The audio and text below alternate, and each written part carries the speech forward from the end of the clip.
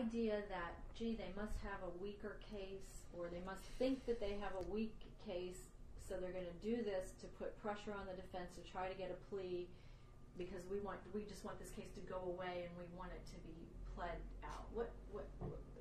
Is there a flaw in that logic? Absolutely. Anybody that argues that is not familiar, A, with this state attorney's office, B, the obligation of any prosecutor to seek justice and not just to obtain a conviction, and C, the fact that this decision was made at the highest level. It was made by the state attorney, the assistant state attorney, after they receive and review all of the evidence, and we now can assume that a protocol has been established and followed, and that the state attorney's office is either in physical possession of or has knowledge of the results of the forensic testing that has been done. Of all of it, because we've gotten, that's the one of the, before you go on, I want to ask you about that. Because my last understanding, as of last week actually, was that all of the tests have not come back from the FBI lab yet. And so now that this decision has been made, I'm wondering, and I know probably a lot of other people are wondering, does this mean that all of the evidence is now in?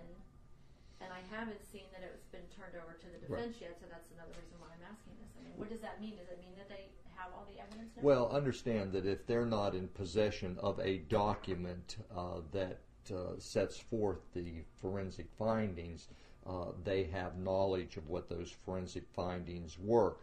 But do they have my conversations with the state attorney's office have indicated that the protocol is not to make that decision until all evidence is known to them.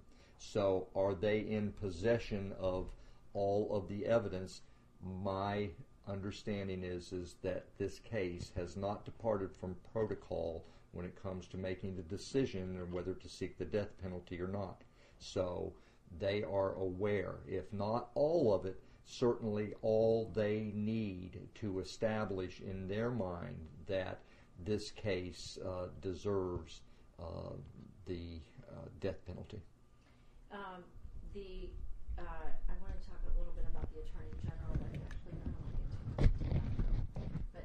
Well, I can be brief about that. When the decision was made, and it was a studied, well thought decision, and so Lamar and his chief assistant Vos then get all of the evidence together. They then review that evidence with the Attorney General, who would be responsible in handling an appeal if there's conviction and a death sentence imposed.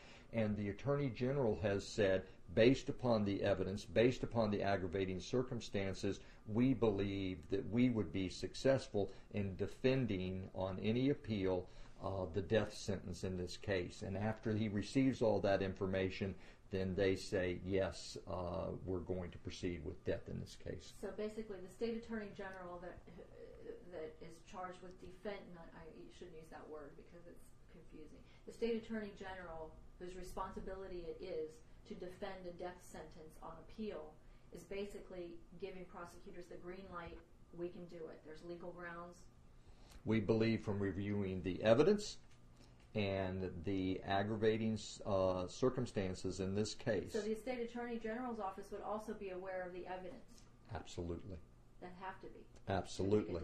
Absolutely. Because so this tells you what about the case? Stronger or weaker? It is a strong case. It's a strong circumstantial evidence case. It is a strong case for aggravating circumstances to seek the death penalty, and if imposed, it will be upheld.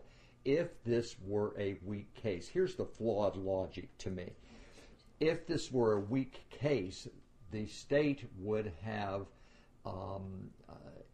not come off the death penalty prior to finding the body in order to extort a plea in this case. They did not.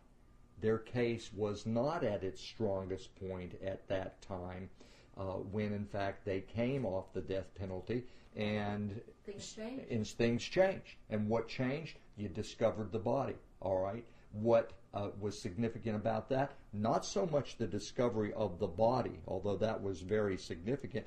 It was what the crime scene in the body yielded by way of forensic information that established the fact that Casey, is the killer of that child, and that it was done in a premeditated fashion, and it was done cold and calculating, and she stood in a familiar relationship, and the other aggravating circumstances attendant to this murder. So absolutely, that is just flawed logic. They have a strong circumstantial evidence case, and they now believe that justice, not political expediency, not to advance anyone's cause, not to try to extort a plea, but that justice for this community and that child demands that they seek the death penalty in this case. And if it imposed, that it was proportionate with the atrocious act that this mother performed.